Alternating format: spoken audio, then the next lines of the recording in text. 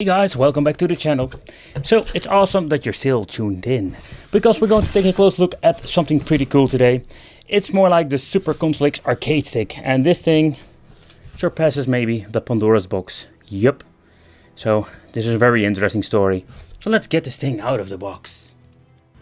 The Keku K-Play. This product has been sent in for purpose of your review. And the reason I basically accept this, because I'm not into this YouTube stuff for the free goodies. No, I find this product really interesting, and therefore I wanted to show you here. It is based on Android and it has the capability of transforming into a two-player stick, or you can basically make it two separate sticks. Quite interesting, a lot of stuff that we've never seen before. The design itself is something that is more like a personal thing. I must say, it's okay. I personally prefer my Mortal Kombat Pandora's Box DX stick, but this thing is... it's okay, let's put it this way. So let me know in the comments, what do you think of the design itself? But okay guys, let's open it up, because I wanted to show you and unbox it together with you guys. So if we're going to do this all freaking day, I'm going to get beefcake all the way. So inside we're going to get a lot of goodies. To begin with, we're going to get a mouse. Yeah, seriously, because when we're putting up without the extra software, yep, you're going to need it with the Android. Kind of interesting. Also, we're going to get some spare buttons. We're going to get a lot of cables, USB cables and some converters. Then we're going to get another cable, because we're going to boot it up with a 5-volt power adapter like your mobile phone. An instruction manual, the deluxe toilet paper manual with a little explanation how it works. A very long HDMI cable, a very nice quality one. And here we're having like the other attachments that we're going to need if you want to make this thing like a two-player up to one player. Made from very thick plastic. And I'm missing like a little knob over here.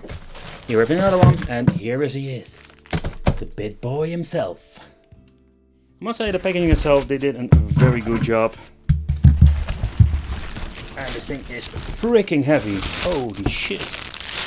Ah, here he is. The power charger. It's just a 5-volt, nothing really special, but we need it. And here he is. And I must say the stick itself is a little bit smaller than your typical Pandora's box. So in other words, I'm very happy that you have the option to basically split it open. That is something we're going to do now, because I just wanted to show you. So let's take a close look at the bottom part, because here we're having some interesting features too. So over here we're going to get the option to choose between the Xbox 360 PC, so that's very convenient also if you want to use it on different systems. Here we have the option to put it in Android mode, and here we can put it in PlayStation 4 mode.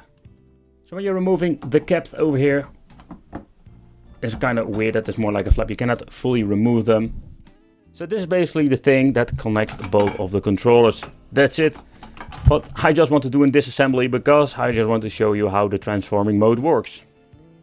Okay guys, so next up let's take a close look at the transformer mode. So what you need to do, like you need to slide these two over here. That's it, that's the only thing. Now it's unlocked, and now you can slide the two parts and make it a one joystick. That's it. It's a really cool thing and a really awesome feature. Something I have never seen before with a Pandora's box. Okay, so let's get ourselves a piece of plastic or the attachment. And the only thing you need to do, like when you disassemble it, is that you're going to slide it in. You need to be careful with the two sliders over here at the back. Click it in. It goes quite sturdy. And that's it, folks. And we're having ourselves a single player stick. And this is a future that makes me really excited. But let's take a close look at the stick. Should we stick it together? Nah, just review it like this. The reason why we got so many different cables is very simple. So the original one that is attached, you cannot disassemble it from the joystick itself. You can't remove it, so you're stuck with it. But here we're going to get the USB port. We need to connect this one, but with this port we can basically hook the systems up together. But also you can use it like a separate system on let's say an Xbox 360 Android with the switch that I've shown you before. But this new method of playing your games is pretty cool in my opinion. But take consideration that the left one over there is containing the main board. So if you want to plug them in, I think it's not super convenient, and the two-player stick will be the best option.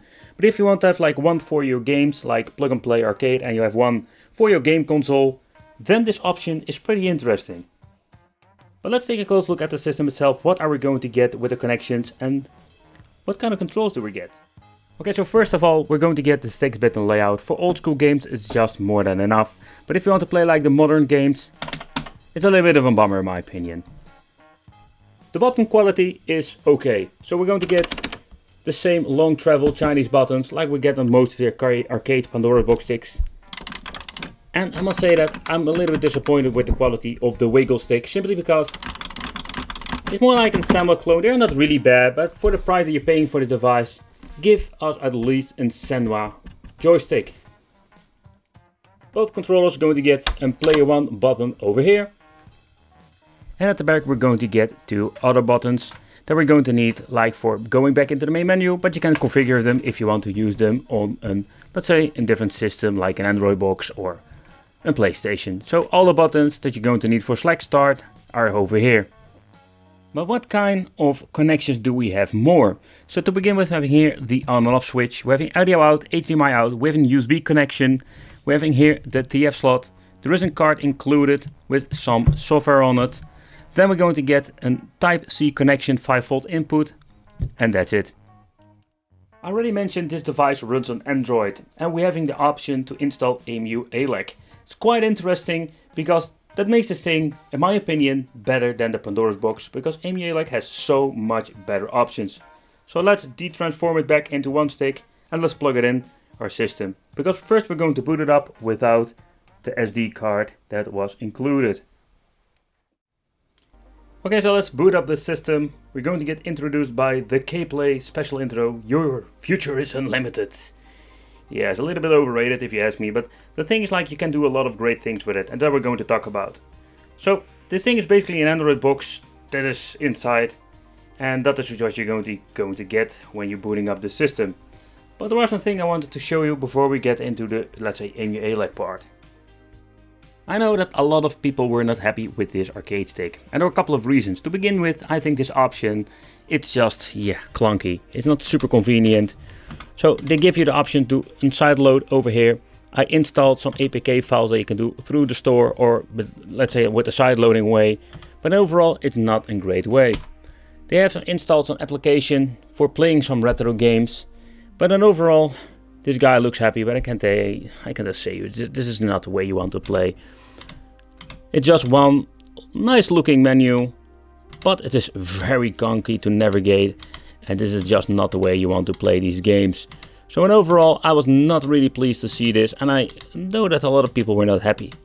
But let's take a close look at the specs and let's talk about the EMU ALEC option, because that makes this thing pretty damn badass. Okay guys, so let's take a close look at the specifications. Let's begin with the general systems. So having here the AIM logic, that is a model number K-Play. Board is the X96W+. It has 2 GB of RAM, in total 60 GB of internal storage. The CPU is an Aeron Cortex A53 quad-core that's running on 1200 MHz, so that is not really fast. The GPU itself is a Mali 450 MP. In my opinion, these are not the best specs I have seen, and running on a very old Android 7.1.2. So this is what you're going to get when it comes to the specs and the Android box. And if everything works like a charm and you have set up the memory card or the SD card like it should be, the EMU ALEC will pop up. And with EMU ALEC, this brings us just to the next level. In my opinion, maybe it will be even better than a Pandora's box, because EMU ALEC has so much potential when it comes to the piece of software.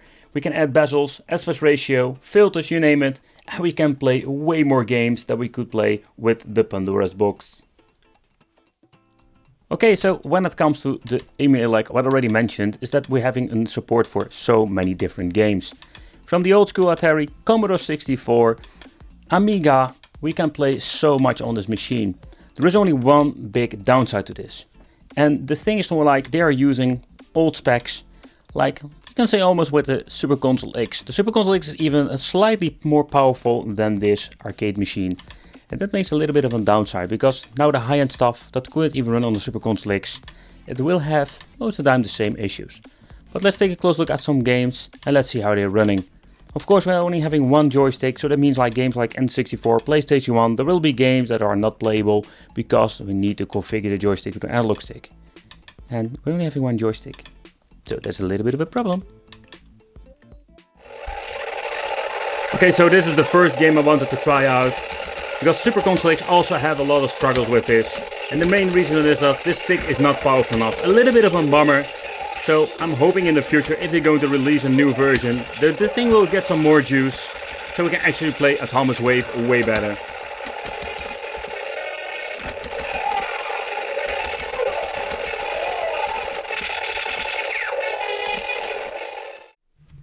Okay, next up, Sega Dreamcast. It will have like the normal glitches. I think you don't see them in this particular level.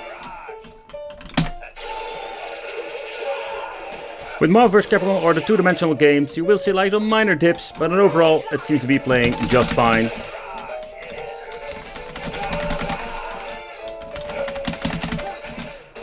But it's just a really cool addition that you can play some Sega Dreamcast on this stick itself. I'm getting my ass whooped by Zangief. Let's go, Bob.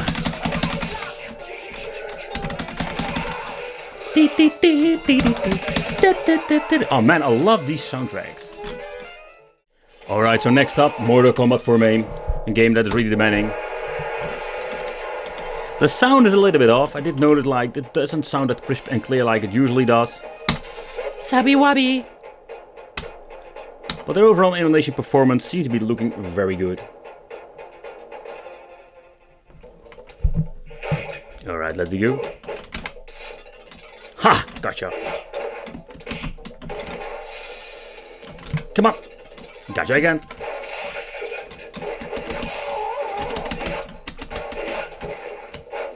Oh! Almost perfect. Come on, come on. Ah. Absolutely.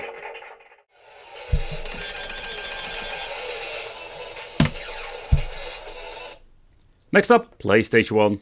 But I think it's more like a Captain Obvious moment. You can see that in the sidebars, of course.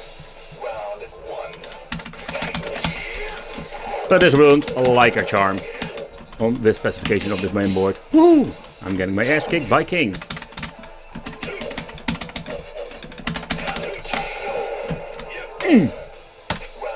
Kick him when he's down. Damn it.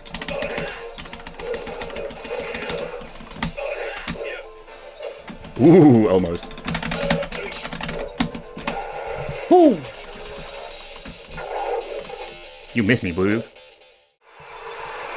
The first generation N64 games will run fine, or good enough to enjoy. But take into consideration that if you're going to play more demanding games, it will be like a mixed bag. This device doesn't have the required power to run most games. And when you're playing with an arcade stick and the game itself doesn't support like a D-pad, you're just done. And in my case, I didn't even set the turbo button. See, that's the downside with having only 6 buttons. Okay, so let's do a quick teardown. The only thing that we need to do is removing the screws. There are quite a lot of them. They made this thing from very thick plastic, so I think, in my opinion, even I'm more like the fan of the metal, let's say of the metal versions of Pandora's boxes. This thing feels quite sturdy, and because of the thick plastic, and they used a lot of screws to putting this thing together. Alright, so let's cut this video and let's open it up. Alright, so this is what we're going to get, and they are quite naughty in my opinion, because they are using this metal plate. At first you're picking up and thinking, oh man, this thing weighs quite heavy for a plastic fantastic stick, but they are just cheating with this metal plate to give more weight. Okay, so what you're going to get here is, this is so far I understand, like this is the encoder board, and all the buttons will be plugged in over here, and this will be connected to the Android box itself. But you can see that it's just a custom board. It's not something they grabbed out of the shell. So K-Play just not only designed the box itself, but they also designed the encoder board that comes with it. Well, let's take a close look at the other half. To begin with, the joystick. It can be replaced, but there's a little bit different and weird story. So normally we're having like the normal screws over here. You can use them if you want to, but this one has been like assembled in a very strange way. You need to remove the octogate, the micro switches, and then we're going to get 4 Parkers that we need to remove. The buttons on the other hand are just like, you can just pop them out very easy. So if you want to replace them with Senwa or another brand, that is no problem whatsoever. Here we're having the main board itself. It's basically like an, I think they did sound like a specially modified K-Play special main board. In the end, it's just it's just a TV box. And the cooling element itself, yeah, it's a basic element they just slapped on. You can even, I think if I can basically twin it around, I can basically remove it if I want to. It also has Wi-Fi capabilities. The antenna is over here. So yeah, again, it's just an Android box that is slapped into this device. So like with the Pandora's box, you can upgrade it in the future. But what you see is what you're going to get over here. Sadly, there is no way of upgrading the main board. And that is something you need to take consideration. Maybe in the future we'll like upgrade the board itself or give yourself an option. But it's just, I think, the biggest downside to this. There is no way of upgrading it. And it's quite an expensive, unique product. Okay, so let's talk about the pros and the cons. The positive side about the stick is that it's Android based and we can install a maybe in the future they will deliver the stick like this. And the reason I just wanted to show you, because this is just a very great thing. Maybe like has so much support, bezels, aspect ratio, you name it, everything that we always wish to have with a Pandora's box, we have it now with the stick. The only downside is that this device itself has not a lot of power and you are limited again to a lot of stuff that didn't play well, especially when it comes to the higher end stuff. Sega Dreamcast 3-dimensional games, PlayStation Portable and 64, it's all a mixed bag. I want to thank you for watching, consider subscribing, hit that little bell, become one of the Wicked family, and I will see you in the next video.